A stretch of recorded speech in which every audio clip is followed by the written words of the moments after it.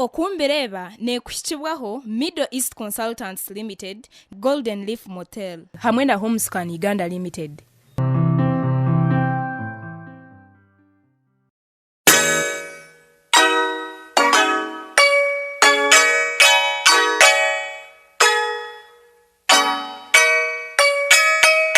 TV West nehinda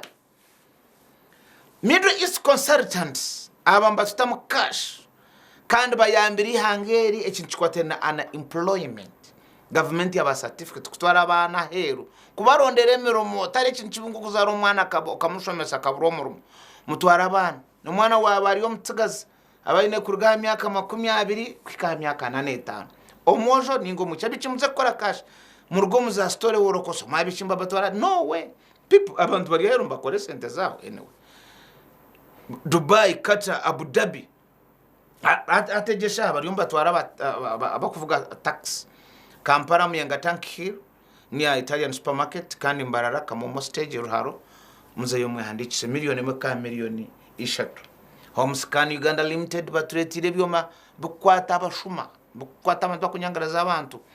bukwata abantu abine mukono miringwa Gender High Street atizibi cyo kweta BAM complex opposite Petro Uganda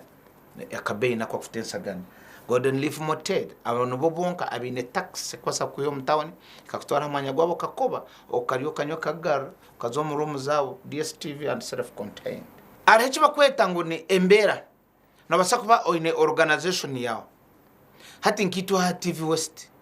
ombwire bwa politics program ntuzongera mwamani tuongera mu nabakozi tukora abo kuba ntubatu ne pressure ya politics ne program ezindi tutukuzinda konka tuzongera mwamani tuongera ho nasha konka aba bank ni nkigaruka mu bank zone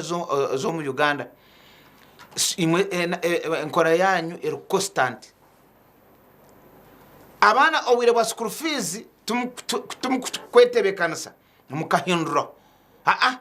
nimuguma ko kumbire numukora haze kintecho nikiteganasa mushemere kubana muhindura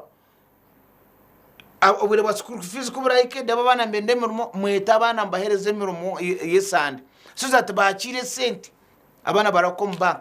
nyenda kurete cyo kureberaho obutubere bahereze biro bice aba passport ko biro noza hambara minister of works. Can you imagine bayongize shaha batanka shayi 12 baba heza sha inazechuro kwenda ngo abantu bafune passport ntwenda kubatera umungara aba passport department batutera hona tenta hero twastama twena bayongeje sha kurga 12 zakasheshe kashayi nazechuro bayongeza mwesha kwenda ngo abuka abantu bakanye so twena tukopane aba banko bure ba school fees mumbekera abana hero tent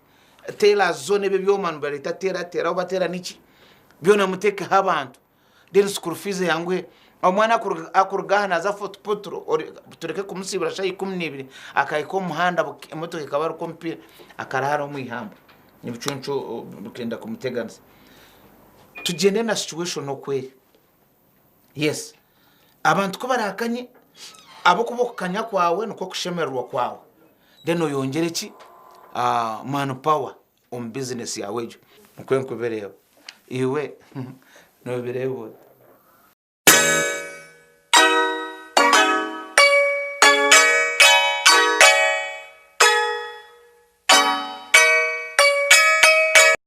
Okumbereba yabane kushikibwaho Middle East Consultants Limited, Golden Leaf Motel hamwe na Homescan Uganda Limited.